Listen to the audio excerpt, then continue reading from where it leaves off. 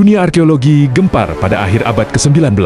Bukan karena emas, bukan karena harta karun, tapi karena jasad seorang raja yang seharusnya hilang di laut ternyata masih utuh setelah lebih dari 3.000 tahun. Ia adalah Firaun, penguasa Mesir yang tenggelam saat mengejar Nabi Musa. Pertanyaannya, kalau ia mati di laut, kenapa jasadnya bisa ditemukan? Kalau kamu suka sejarah nyata, detail, dan berbasis riset, jangan lupa subscribe karena banyak kisah besar dunia yang baru terbukti di zaman modern. Firaun hidup pada masa kerajaan baru Mesir, sekitar abad ke-13 sebelum Masehi. Dalam peristiwa pengejaran terhadap Nabi Musa, ia tenggelam di laut, dan disitulah kekuasaannya berakhir. Namun menurut kepercayaan Mesir kuno, jasad raja harus ditemukan dan diawetkan karena mereka meyakini kehidupan setelah kematian. Diduga kuat. Setelah peristiwa tenggelam itu, tubuh Firaun terdampar di pesisir, lalu diambil oleh bangsanya dan dimumikan secara kerajaan. Berabad-abad kemudian, para imam Mesir memindahkan jasad para raja ke sebuah makam rahasia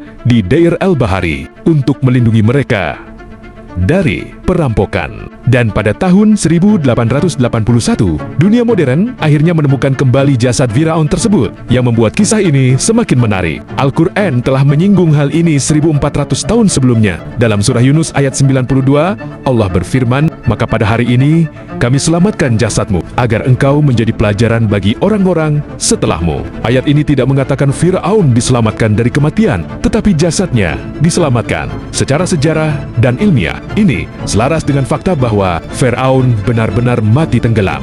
Namun, tubuhnya tidak hilang, dan jasadnya masih bisa dilihat hingga hari ini. Jasad itu menjadi bukti fisik bahwa kekuasaan dan kesombongan tidak bisa menyelamatkan seseorang dari kehancuran. Firaun tenggelam di laut, namun jasadnya tetap ada, bukan untuk dimuliakan, melainkan untuk menjadi peringatan nyata bagi manusia hingga akhir zaman.